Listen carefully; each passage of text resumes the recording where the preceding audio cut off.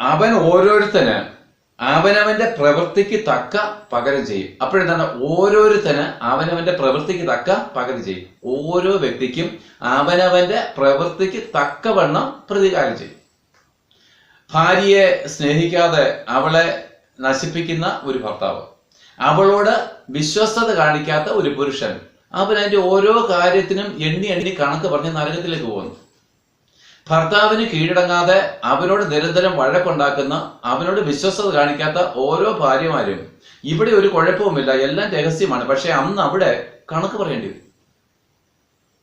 അമ്മയപ്പന്മാരെ അനുസരിക്കാത്ത കുഞ്ഞുങ്ങള്, അവരും എന്താണ്? പാപക്ഷമ നേടാതെയാണ് ഇവിടുന്ന് മരിക്കുന്നതെങ്കിൽ ആ ഓരോ കാര്യത്തിനും അവിടെ എണ്ണി എണ്ണി കണക്ക് പറഞ്ഞ് നിത്യശിക്ഷ നരകത്തിലേക്ക് പോകും.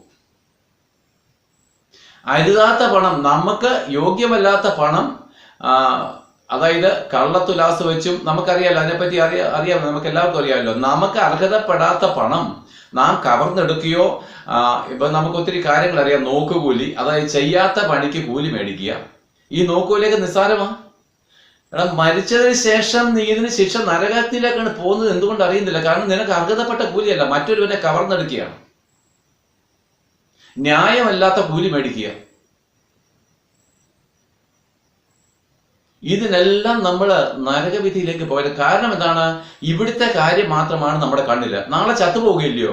അപ്പോഴതുകൊണ്ട് എന്താണ്? എനിക്ക് എന്ത് വേണമെങ്കിലും ചെയ്യാം.